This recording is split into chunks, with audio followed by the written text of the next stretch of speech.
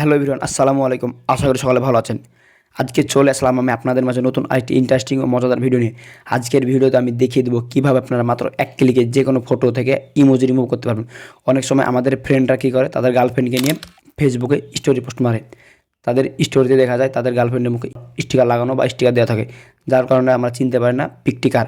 So আজকের video দেখার পর চাইলে আপনারা খুব সহজে মাত্র এক ক্লিকে যে কোনো ফটো থেকে ইমোজি রিমুভ করতে পারবেন খুবই সহজে। চলুন বেশি কথা না বাড়িয়ে ভিডিওটি শুরু করা যাক। ভিডিও শুরু করার পূর্বে ছোট্ট রিকোয়েস্ট থাকবে, যদি আপনি আমার চ্যানেল এখন পর্যন্ত সাবস্ক্রাইব করে না থাকেন তাহলে অবশ্যই চ্যানেলটি সাবস্ক্রাইব করে দেবেন, এবং এখন পর্যন্ত যারা যারা চ্যানেলটি সাবস্ক্রাইব করেছেন তাদেরকে অসংখ্য ধন্যবাদ। ফটো থেকে ইমোজি রিমুভ করতে হলে আপনাদেরকে যে কোনো একটি ব্রাউজার সিলেক্ট করতে হবে। সেক্ষেত্রে আমি গুগল ক্রোম ব্রাউজারটি ওপেন করছি। জাস্ট গুগল ক্রোম ব্রাউজারটি ওপেন করার পর আপনাদের সামনে সেম এরকম একটি ইন্টারফেস হবে। এখান থেকে দেখতে পাচ্ছেন সার্চ বার। জাস্ট আপনারা সার্চ বারে ক্লিক করে দেবেন। সার্চ বারে ক্লিক করে দেওয়ার পর আমি দেখি যে আপনার এখানে কী লিখতে হবে।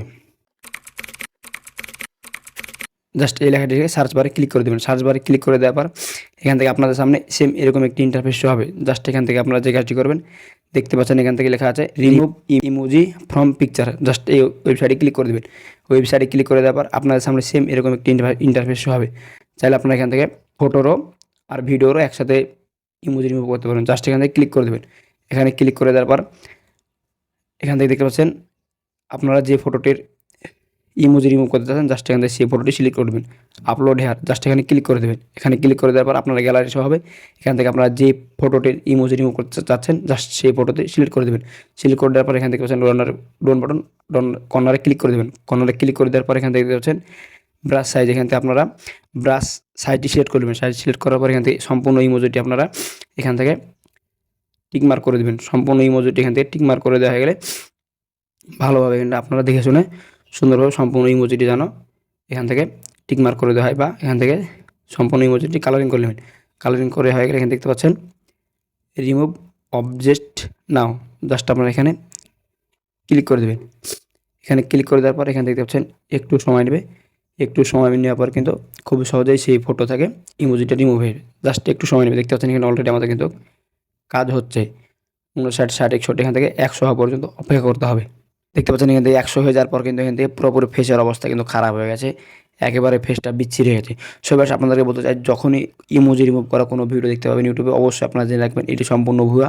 এটি কিন্তু কোনো কাজের না। কোনোভাবে কোনো পিকচারের মুখ থেকে ইমোজি রিমুভ করা সম্ভব না।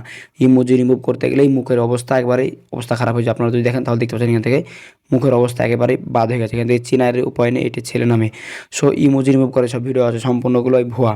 সো আপনাদেরকে কীভাবে দেখায়, জাস্ট আপনাদেরকে আমি একটি সিম্পল দেখিয়ে দিচ্ছি।